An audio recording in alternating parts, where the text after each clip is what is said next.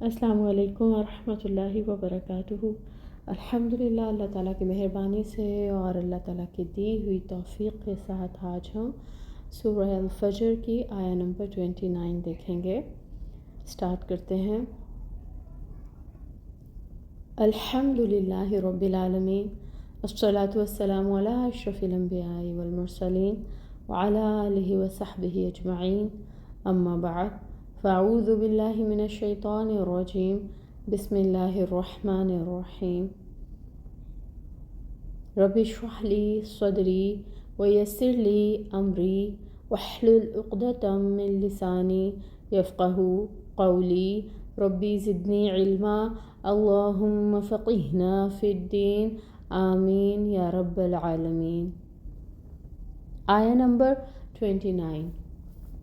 فادخلی، پھر داخل ہو جاؤ، فی عبادی، میرے بندوں میں، پھر داخل ہو جاؤ میرے بندوں میں۔ فادخلی کو دیکھیں، پہلے اس میں فا آ رہا ہے پلس ادخل تھا لفظ اور ساتھ اس کے یا کی ضمیر لگ گئی، تو یہ بن گیا فادخلی۔ فا کا مطلب ہمیں پتہ ہے پھر، اور ادخل حکم ہے داخل ہونے کا، اور یا کی ضمیر میرے کے لیے آ رہی ہے۔ عبادی، عباد پلس یا ضمیر، عباد عبد کی جمع ہے، یعنی غلام، بندہ۔ پھر داخل ہو جاؤ میرے نیک بندوں میں۔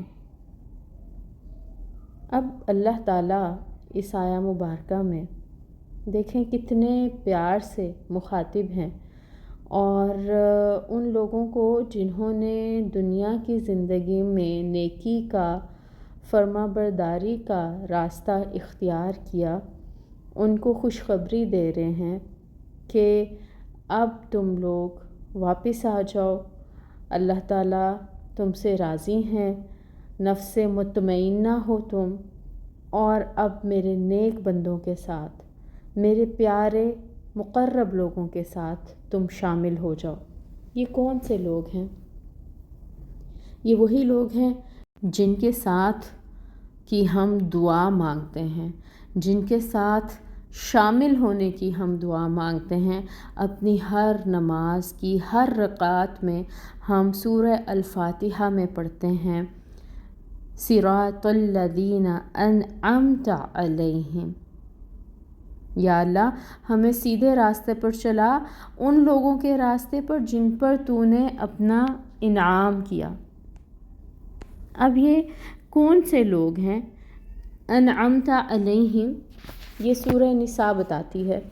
سورہ نساء میں آتا ہے آیہ نمبر 69 میں، وَمَن يُطِعِ اللَّهَ وَرَسُولَهُ فَأُولَٰئِكَ مَعَ الَّذِينَ أَنْعَمَ اللَّهُ عَلَيْهِمْ، اور جو کوئی اطاعت کرے گا اللہ کی اور رسول کی تو یہی لوگ ہیں ان لوگوں کے ساتھ ہوں گے جن پر اللہ نے انعام کیا، من النبیین، نبیوں میں سے، والصدیقین، اور صدیقین، والشہداء، اور شہداء، والصالحین، اور صالحین میں سے، وحسن اولئک رفیقا، اور کتنے اچھے ہیں یہ لوگ بطور ساتھی۔ تو یہ اتنی اچھی تسلی ہے ہمارے لیے اس دنیا میں آخرت کی تیاری کرنے کے لیے۔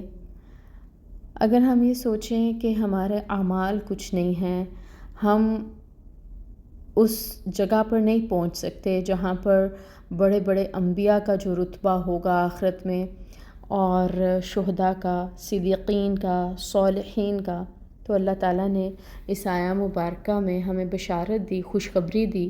اللہ تعالیٰ نے فرمایا کہ جو لوگ دنیا کی زندگی میں اللہ کی اطاعت کریں گے، رسول کی اطاعت کریں گے، نیکیوں والی زندگی گزاریں گے، تو اللہ تعالیٰ ان پر انعام فرمائیں گے۔ اللہ تعالیٰ انہیں نبیوں کے ساتھ، صدیقین کے ساتھ، شہداء کے ساتھ اور صالحین کا ساتھ دیں گے۔ اور کتنی اچھی رفاقت ہے یہ۔ اگر ہم خود کو دیکھیں تو ہمارے پاس کچھ بھی نہیں ہے، ہمیں اپنے اعمال کا کوئی بھروسہ نہیں۔ بینگ انسان ہمیں پتہ ہے کہ ہم کمزور ہیں، ہم گناہ کر جاتے ہیں، ہم سے خطائیں ہو جاتی ہیں، روز پتہ نہیں کتنی غلطیاں کر جاتے ہیں ہم۔ بس ہمیں کرنا یہ ہے کہ اپنی طرف سے کوشش کرتے رہنا ہے، صراط مستقیم پر، ہدایت پر چلنے کی توفیق بھی مانگنی ہے، اپنی کوشش بھی کرنی ہے، اللہ کی رحمت سے مایوس نہیں ہونا۔ اور ہم اللہ تعالیٰ سے دعا مانگتے ہیں کہ اللہم جعلنا منہم، اللہم جعلنا منہم، اللہم جعلنا منہم، آمین یا رب العالمین۔ معرف القرآن میں آتا ہے فادخلی فی عبادی وادخلی جنتی۔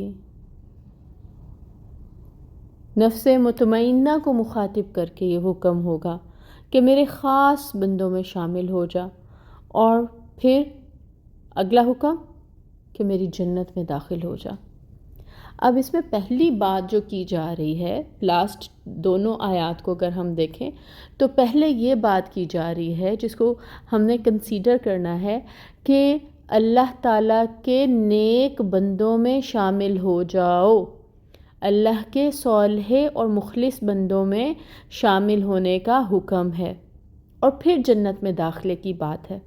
تو اب اس میں یہ اشارہ پایا جاتا ہے کہ جنت میں داخل ہونا اس بات پر منحصر ہے کہ پہلے اللہ تعالیٰ کے صالح مخلص بندوں کی کمپنی میں ہم آ جائیں۔ کیوں؟ کیونکہ ان کے ساتھ ہی جنت میں داخلہ نصیب ہوگا۔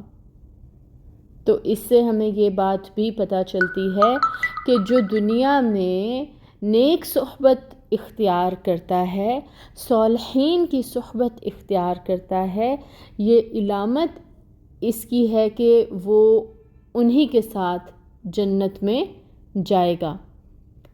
اب حضرت سلیمان علیہ السلام اور حضرت یوسف علیہ السلام کی یہاں پر مثال کوٹ کی گئی کہ حضرت سلیمان علیہ السلام اور حضرت یوسف علیہ السلام دونوں پیغمبر اللہ تعالیٰ کے، اور دونوں کے پاس بادشاہتیں تھیں۔ ان دونوں نے دعا مانگی نیک اچھی صالح کمپنی کی۔ کیا دعا مانگی؟ وَأَدْخِلْنِي بِرَحْمَتِكَ فِي عِبَادِكَ الصَّالِحِينَ، اور حضرت یوسف علیہ السلام نے دعا میں فرمایا وَأَلْحِقْنِي بِالصَّالِحِينَ۔ تو معلوم یہ ہوتا ہے کہ صحبت صالحین جو ہے یہ نعمت کبریٰ ہے۔ انبیاء نے بھی یہ دعا اپنے لیے مانگی ہے، تو ہماری تو اوقات ہی کیا ہے۔ تو ہمیں بھی نیک صالح کمپنی کی دعا اس دنیا میں بھی مانگنی ہے کہ اللہ تعالیٰ ہمیں اچھی صحبتیں دیں تاکہ ہمارے اوپر پازیٹیو امپیکٹ آئے اچھی گڈ کمپنی کا، اور ہمارے اعمال بہتر ہو سکیں، ہم ایمان میں بڑھ سکیں، اور ہمارا نفس مطمئن ہو سکے۔ کیونکہ اللہ تعالیٰ نے کہا جو نفس مطمئنہ ہے اسے کہا جائے گا ارجعی الی ربک راضیۃ مرضیہ فادخلی فی عبادی وادخلی جنتی۔ تو آخرت میں اچھی کمپنی ملے ہمیں، صالح نیک لوگوں کا ساتھ ملے ہمیں، اس کے لیے ہمیں دنیا میں کوشش کرنی ہوگی، نیک کمپنی صالح لوگوں کی کمپنی کو اختیار کرنا ہوگا۔ دنیا کی زندگی میں انسان کو سب طرح کے لوگ ملتے ہیں، آپ کا واسطہ اچھے لوگوں سے بھی پڑتا ہے، برے لوگوں سے بھی پڑتا ہے، لیکن آپ کن لوگوں کی صحبت اختیار کرتے ہیں یہ خود آپ کے اوپر ڈیپینڈ کرتا ہے، اور پھر موت فیصلہ کر دیتی ہے کہ انسان نے دنیا میں کیسی کمپنی اختیار کی۔ حقیقت میں انسان جیسا ہوتا ہے پھر ویسا ہی اس کے ساتھ معاملہ ہوتا ہے، اس کو ویسے ہی لوگوں کے ساتھ بعد میں ملایا جاتا ہے، علیین میں یا پھر سجین میں۔